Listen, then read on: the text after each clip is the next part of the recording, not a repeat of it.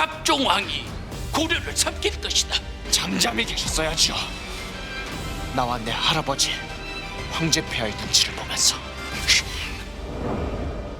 자, 마지막 시선은 우리 MZ들의 마음이 불안할 때 네. 어루만져주고 네. 네, MZ들이 가장 많이 찾는 분이죠. MZ들의 애착 인형이죠. 그렇죠. 네. 정신과 전문의 양재훈 선생님 모셨습니다. 드디어 오픈하시는군요. 네. 네네. 진짜 너무 궁금해요. 이게 약간 고려왕의 심리를 어떻게 분석해 주실지. 지금 네. 스토리가 아주 자극적이잖아요. 네, 자극적이어가지고. 네. 일단 제가 준비한 설록화부터 공개하겠습니다. 네. 어? 이거 네. 거울? 그러니까 그건 거죠. 내가 봤는데 나를 내가 생각보다 크게 보는. 이거네. 맞나? 그게요. 아이의 비친 모습이 아버지예요. 그렇죠. 그렇죠. 그런데 둘이가 어쨌거나 거울은 똑같은 걸 대면하니까 맞아요. 결국은 아빠와 아들이 똑같다라는 걸 보여주는 건가? 아 맞습니다. 예. 설록화는 바로 충선왕과 충렬왕의 평행 이론입니다.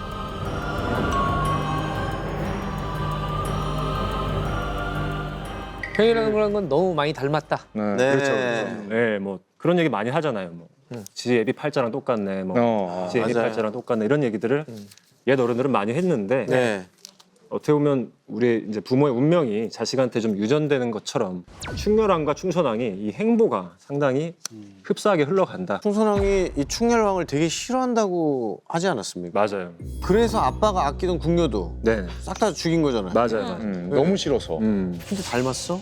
그러니까 우리가 이제 자녀분들을 키워보시는 분들은 아시겠지만 쟤 저거 진짜 꼴보기 싫다 이런 거 그런 게 사실 내가 갖고 있는 내 가장 싫은 점이거든요. 네.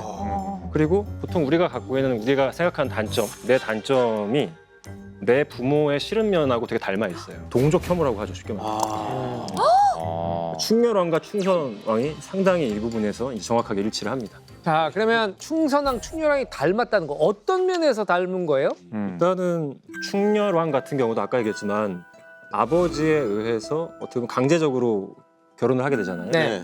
충렬왕도 아버지한테 충분한 사랑을 받지 못했었겠거니 하는 짐작되는 부분이 좀 있고요. 네. 아, 네. 충선왕은 실제로 아버지한테 뭔가 못 봤- 사랑을 못 받았죠. 예. 애정에 대한 보상을 아버지를 무시하고 자기가 왕위에 올랐을 때 해소가 됐었을 법도 한데 네. 뭔가 계속해서 찝찝한 상태로 남아 있다가 하하. 그 숙창원비라고 하는 아버지한테 자기가 붙여줬던 그 여성을 취함으로써 거기서 이제 극복을 하게 된다는 거죠. 네. 야, 근데 충렬왕과 충선왕 얘기를 드라마로 만든 적이 있었어요. 예. 왕은 사랑한다. 이런 제목이었는데 닮았. 그 드라마를 잠깐 보면서 둘의 사이가 어땠는지 이해할 수 있거든요. 잠깐 보시죠. 나 죽는 날까지 기다리는 게 그리 싫었어. 대체 무슨 말을 들으신 겁니까? 이 나라의 백성들이 다 나를 걱정하고 있다 한다. 잡종왕이 고려를 삼킬 것이다. 자기 아들한테 그런 거야? 계집을 끼고 사냥 나가신 거 왜 대체 뭘 하셨습니까? 이놈이 잠잠히 계셨어야죠. 나와 내 할아버지 황제 폐하의 눈치를 보면서. 보통 이제 네. 그 남자들은 이제 아버지와 성장 과정에서 예. 누구나 오이디푸스 컴플렉스라는 걸 경험을 합니다. 네. 내가 태어나서 가장 처음 맺는 이성 관계가 그 이성의 부모와의 관계인데 이제 애착의 관계가 형성이 되죠. 그러면 엄마는 오롯이 나만 보고 나를 사랑해줘야 되는데 엄마 옆에는 아버지의 존재가 있거든요. 근데 그게 일단 불편해요. 네. 어떻게? 근데 거기서 어떤 감정을 느끼냐면 뭔가 나를 위해 뭘 해주면서 자꾸 우월한 모습을 보여주잖아요. 네. 거기서 처음엔 위협으로 다가오다가 시간이 가면서는 멋있다, 우상으로 이제 삼게 됩니다. 네. 그거를 이제 우리가 동일시라는 과정을 겪게 된다고 하거든요. 아버지와의 그 정서적인 동일시 과정을 겪으면서 관계가 이제 화해가 되는 거죠. 오. 이게 이제 일반적인 부자 관계인데 네네. 충선왕 같은 경우는 아버지가 일단 자기를 사랑해주지도 않았고 네. 전혀 멋지지 않았죠. 어머니와 외할아버지의 네. 신하 같은 존재였고 네. 네.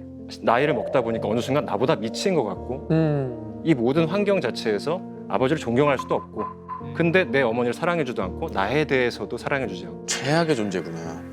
충선왕 입장에서는 그래도 아버지와 잘 지낼 수 있는 방법이 없었을까요? 그런 노력을 할 수 있는 마음의 여지가 없었을까요? 참 너무 불쌍한 게 이 아버지와의 관계가 너무 특이해요. 아, 아버지인데 밑 같기도 하고. 밑 같기도 하고.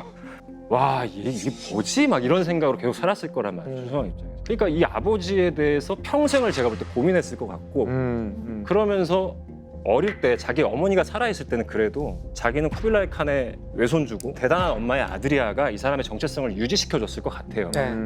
근데 제국 대장공주가 이제 갑자기 사망을 하고 원에서의 어떤 자기한테 밀어주는 힘 자체가 약화되는 과정에서 어느 순간부터 자기도 아버지를 따라가고 비슷한 행보를 보이는 거죠. 아버지와 비슷한. 아 진짜 최악. 그러니까 자기도 원나라 사람이라고 자기 정체성을 그냥 정리를 해버렸으면 원의 공주랑 잘 살았어야죠. 근데 개국 대장공주랑 일단 너무 싫고 자기 아버지한테 무비가 있었다면 이 사람은 조비를 사랑하고 살았잖아요. 네. 또. 자기가 싫어하는 아버지의 구석을 똑 닮아버렸네. 그게 이제 정신과에서 공격자와의 동일시라고 해요.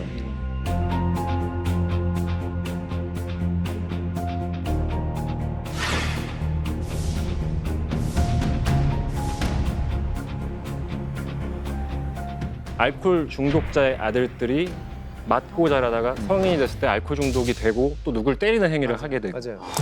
그러니까 이런 일들이 계속 반복되는 게 이제 그게 공격자의 이제 동일시라고 하는 거예요. 그걸 하면은 본인이 그런 상처가 치유되는 것 같은 그게 이제 거기서 느껴진다는 거예요? 그 열등감 피해자의 사고가 나아지는 것 같은 착각이 드는 거죠. 거기서 우월감을 느끼게 되는 거죠.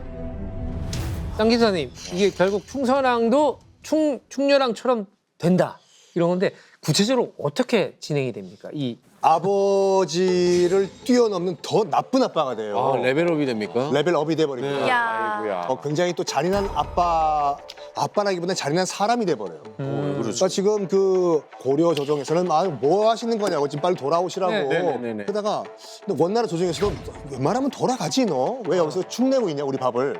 얘기를 하고 있다가 그러면 어떡할까 하다가 내 아들을 내 다음 왕으로 임명한 다음에 아들을 보내겠습니다. 라고 하면서 이런 제스처를 취해요. 네, 근데 그때 개국 대장공주와 사이에는 자식이 없었어요. 네. 근데 의비라고 또 후궁이 하나 있었는데 그 사이에서 아들 둘이 있었네. 네. 그럼 당연히 이제 그 첫 아들, 큰 아들을 왕으로 만들어가지고 보내야 될 거 아니에요. 그렇죠. 그렇죠. 네. 일반적으로 장자니까요. 네. 큰 아들을 죽여버립니다. 왜? 자기 친아들. 왜? 이게 베이징 현지에서 발생한 일이에요. 안타까운 게 뭐냐면 베이징에서 도대체 무슨 일이 있었는지 왜 충선왕은 자기 큰아들을 외국 땅 한복판에서 죽였는지 기록이 없고 아이고. 얘가 나이가 몇 살이라는 기록도 없어요.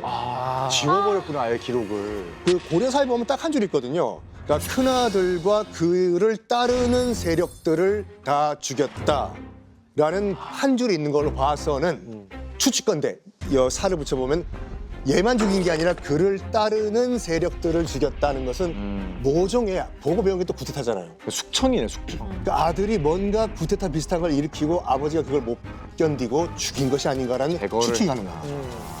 우와. 즐겨봐 이 채널.